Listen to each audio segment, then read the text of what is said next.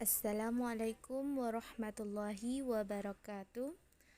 Perkenalkan, nama saya Fadila Edlin dan teman saya Nur Elif Riani Simbolon. Kami akan menjelaskan materi mengenai qasas atau kisah Al-Quran. A.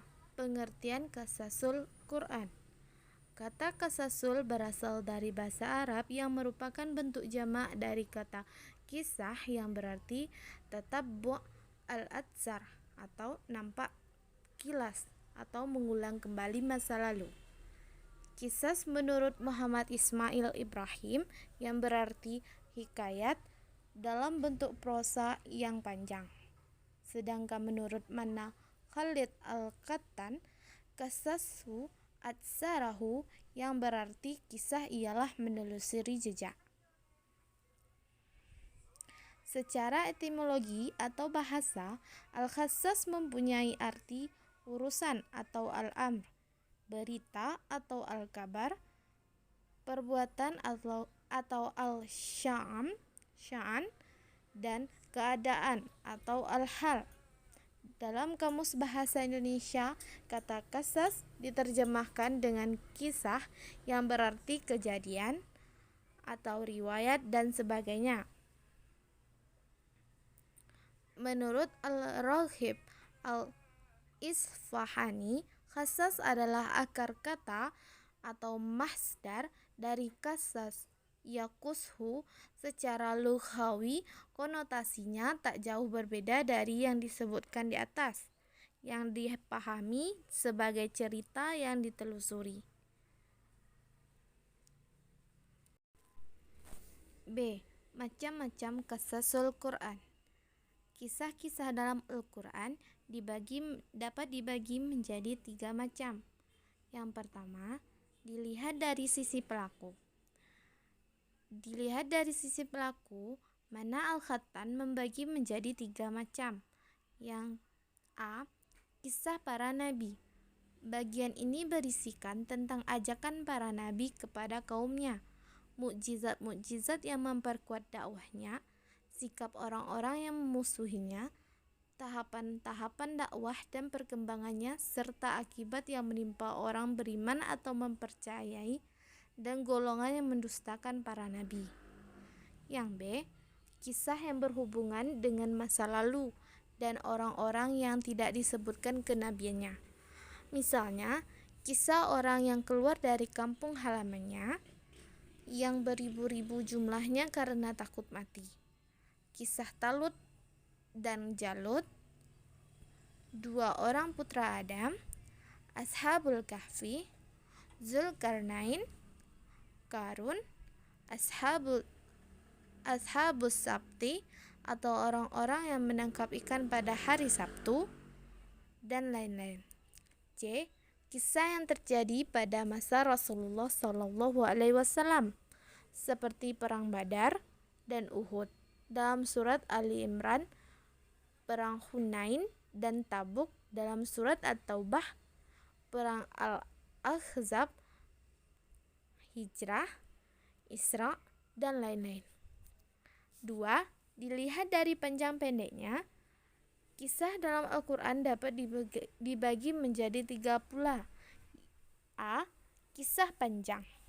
Contoh kisah Nabi Yusuf alaihissalam dalam Quran surat Yusuf, yang hampir seluruh ayatnya menerangkan kehidupan Nabi Yusuf sejak masa kanak-kanak sampai dewasa dan memiliki kekuasaan.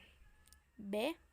Kisah yang lebih pendek dari bagian yang pertama atau sedang, seperti kisah Maryam dalam Quran surat Maryam,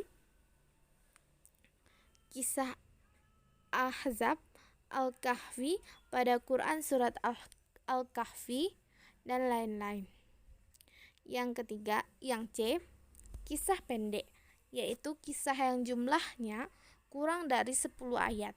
Misalnya, kisah Nabi Hud alaihissalam, Nabi Lut alaihissalam dalam Quran surat Al-A'raf.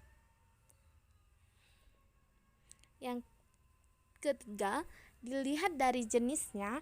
Kisah-kisah dalam Al-Quran dapat dibagi menjadi 3 macam pula. A. Kisah sejarah atau Al-Qissas Al-Tarikiyah, berkisah tentang kisah-kisah sejarah seperti para nabi dan rasul. B. Kisah sejarah atau perumpamaan Al-Qissas Al-Tamthilisiyah untuk menerangkan atau memperjelas suatu pengertian bahwa peristiwa itu tidak benar terjadi tetapi hanya perkiraan. C. Kisah asatir. Kisah ini untuk mewujudkan tujuan-tujuan ilmiah dan menafsirkan fenomena yang ada atau menguraikan masalah yang sulit diterima akal.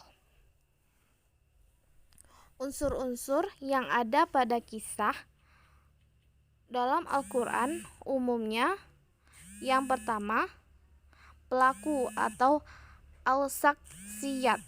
Yang kedua, peristiwa atau ahdath. Yang ketiga, dialog atau hiwar.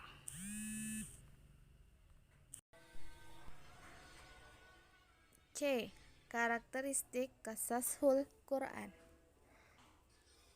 Al-Quran. Yang pertama, Al-Quran tidak menceritakan kejadian dan peristiwa secara berurutan atau kronologis.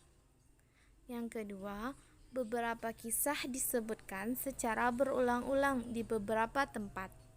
Yang ketiga, beberapa bagian ada yang didahulukan dan di tempat lain ada yang diakhirkan. Yang keempat, kadang-kadang disajikan secara ringkas dan kadang secara panjang lebar. Menurut Mana Khalid Al-Qattan, bahwa penyajian kisah-kisah dalam Al-Quran berupa pula mengandung beberapa hikmah. Yang pertama, menunjukkan kehebatan mukjizat Al-Quran. Yang kedua, memberi perhatian besar terhadap kisah tersebut untuk menguatkan kesan yang mantap dan melekat dalam jiwa. Yang ketiga, memperlihatkan adanya perbedaan tujuan yang diungkapkan kisah tersebut. Tujuan Qasasul Quran: 1. Menetapkan adanya wahyu dan kerasulan. 2. Menerangkan semuanya dari Allah SWT. 3. Menerangkan bahwa semua agama itu dasarnya satu dan semuanya dari Tuhan Yang Maha Esa. 4. Menerangkan bahwa cara yang ditempuh oleh nabi-nabi dalam berdakwah itu satu dan sambutan kaum mereka terhadap dakwahnya itu juga serupa. 5. Menerangkan dasar yang sama antara agama yang diajarkan oleh Nabi Muhammad SAW dengan agama Nabi Ibrahim alaihissalam, secara khusus dengan agama-agama bangsa pada umumnya. 6. Menerangkan bahwa hubungan ini lebih erat daripada hubungan antara semua agama. Faedah Qasasul Quran. Banyak faedah yang terdapat dalam qasas atau kisah-kisah Al-Quran, sebagaimana yang diutarakan Mana Al-Qattan berikut ini. 1. Meneguhkan hati Rasulullah dan hati umatnya dalam menegakkan agama Allah. 2. Menjelaskan prinsip-prinsip dakwah dan pokok-pokok syariah yang dibawa setiap nabi. 3.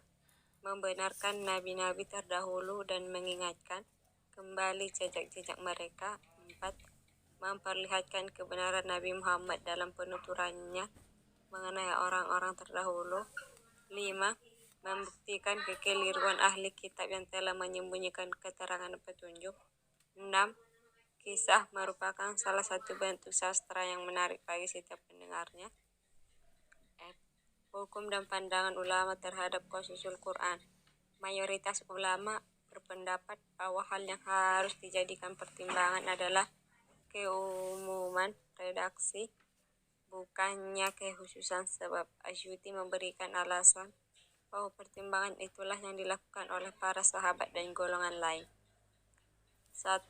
Ibnu Taimiyah berpendapat bahwa banyak ayat yang diturunkan berkenaan dengan kisah tertentu, bahkan menunjuk pribadi seseorang, namun berlaku umum, misalnya surat Al-Maidah ayat 49 tentang perintah kepada Nabi untuk mengadili secara adil.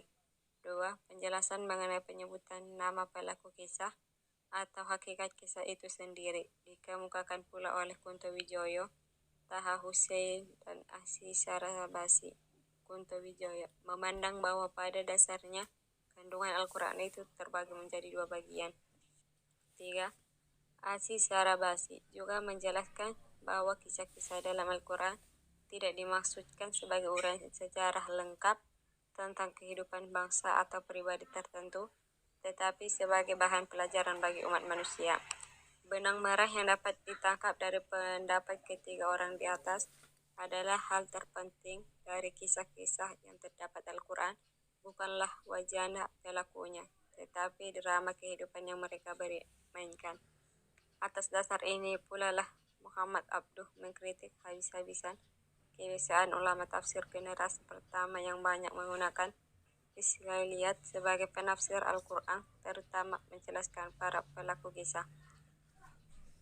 Cukup sekian. Assalamualaikum warahmatullahi wabarakatuh.